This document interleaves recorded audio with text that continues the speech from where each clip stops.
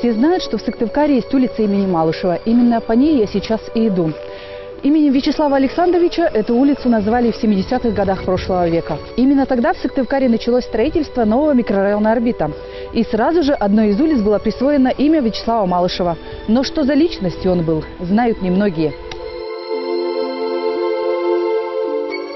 В 1902 году в Усть-Сысольске в семье учителя городского училища Александра Малышева появился на свет 4-й ребенок, получивший имя Вячеслав.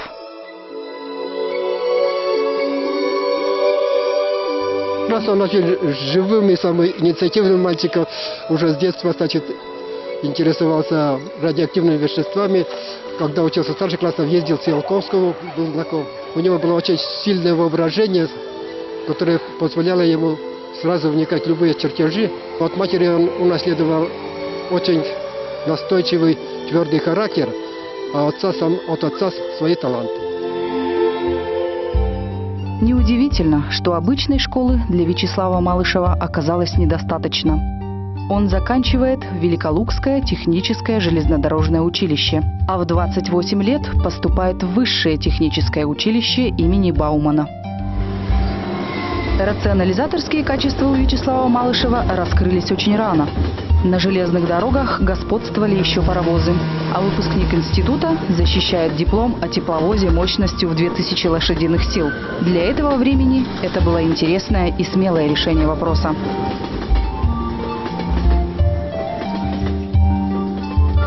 После вуза Малышева направляют на Коломенский завод. Здесь проявился его организаторский талант. Малышев умел подмечать новое, зажечь людей смелой идеей, сплотить их для решения сложных задач. Эти качества позволили ему за 4 года пройти путь от рядового конструктора до директора завода. Из дневника Вячеслава Александровича Малышева. Я впервые разговаривал с товарищем Сталиным. Он сказал: рекомендует вас наркомом. Я очень растерялся, потом пришел в себя и начал отказываться. Товарищ Сталин рассмеялся и сказал: я вот защищал вас, а они против меня. Что я могу один против них сделать? А сам смеется. Я дал согласие, поблагодарил за доверие. Товарищ Сталин тогда говорит: ну вот, Магарыч с вас теперь приходится. И засмеялся.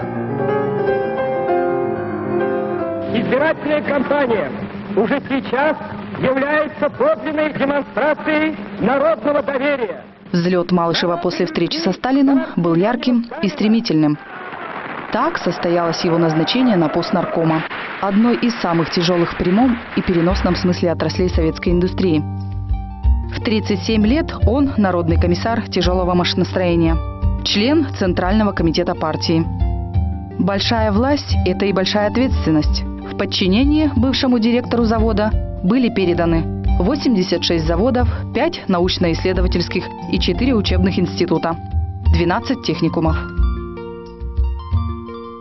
Он очень не терпел незнания техники.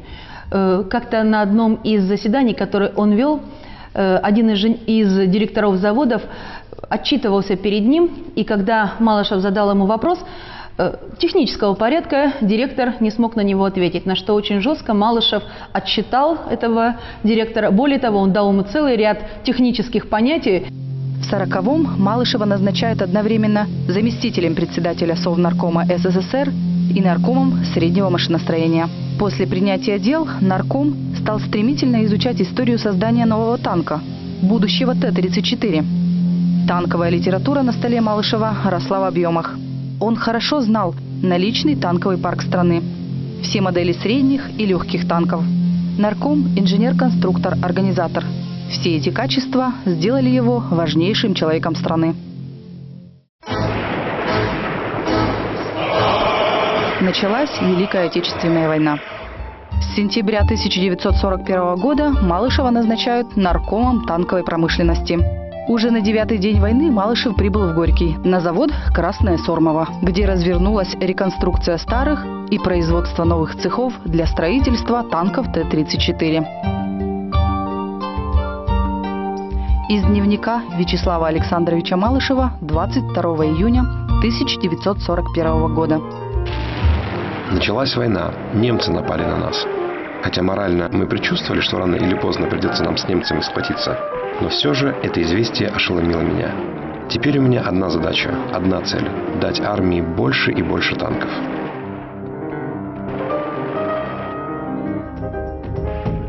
Малышеву удалось эвакуировать на Урал основную производственную базу по производству танков из Ленинграда, Сталинграда, Харькова и Москвы.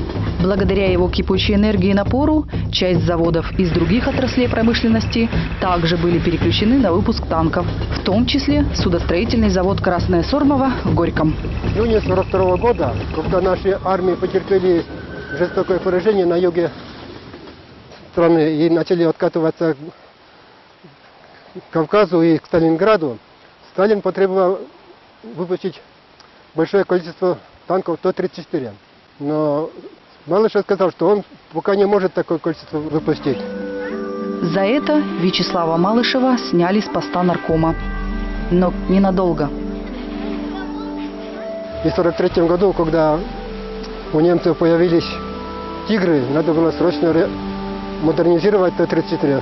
Снова назначил Малышева наркомом танковой промышленности.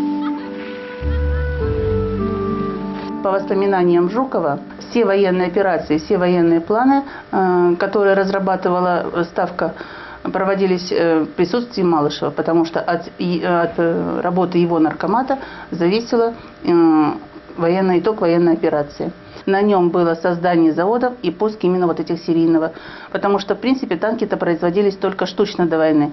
А вот именно массовое производство, когда надо было не 150 танков в месяц, а 200 танков в сутки, вот стал производить его наркомат в 1943 году. Будучи очень занятым человеком, Малышев не упускал случая встретиться и поговорить с фронтовиками-танкистами. Выслушивал их претензии и замечания. Он часто бывал на прифронтовых полигонах, где испытывались новые машины. Провожал в действующую армию сформированные танковые соединения.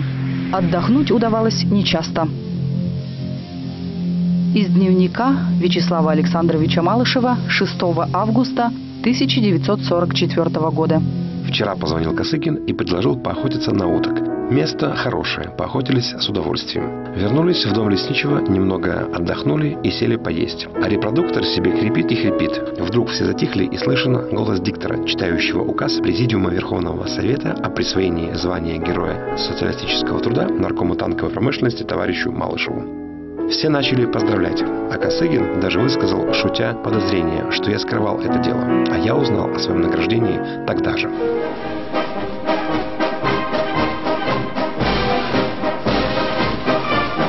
Май 45-го. Наши войска в Берлине. Еще не отгремели залпы войны, а Малышев подключен к проблеме создания атомного оружия. Страна предполагала агрессию со стороны Америки. Говорилось и о том, что разработан план ядерного удара по СССР. Остановить нападение могла только возможность ответного ядерного удара. В декабре 1945-го Малышева назначают членом спецкомитета по молекулярному разделению изотопов урана. За развитие в стране атомного машиностроения Малышев был удостоен сталинской премии. Перед испытаниями водородной бомбы Малышев сам проверял готовность отдельных подразделений к испытаниям. Затем лично присутствовал на самих испытаниях.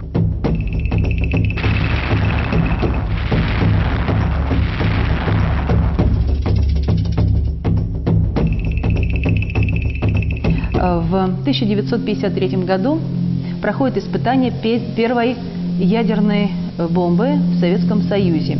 И, безусловно, весь генералитет и все правительство, все это ждали этого момента. Более того, это было обставлено достаточно торжественно, поэтому все сидели, так сказать, не так уж далеко от места взрыва и наблюдали за происходящим. И когда, собственно говоря, испытания прошли, Малышев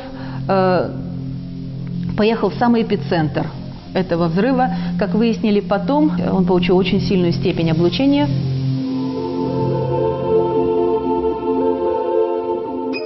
Первоклассные тепловозы и паровозы, самоходные танки и артиллерийские установки, ядерное оружие, морские торпеды, первая атомная подводная лодка, первый атомный ледокол и первый искусственный спутник Земли.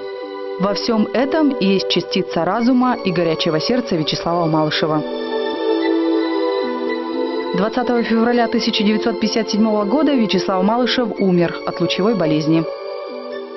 Урна с прахом захоронена в Кремлевской стене. В Сыктывкаре, около 25-й школы имени Вячеслава Малышева, ежегодно к мемориалу наркома школьники возлагают цветы. Это единственный мемориал наркома в России. Завод имени Малышева сегодня находится за границей, в Харькове.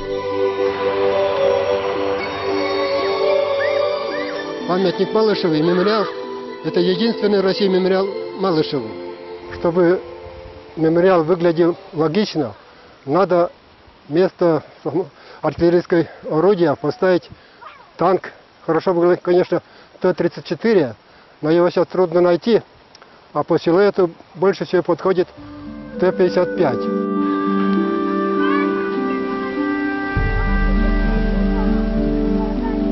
Так почему же именно эту улицу назвали именем Малышева? До строительства микрорайона здесь была построена земная станция космической связи «Орбита». А Вячеслав Малышев имел непосредственное отношение к освоению космоса. И хотя Вячеслав Александрович в Усть-Сысольске прожил всего 2 года, но всю жизнь своей родиной он считал этот город.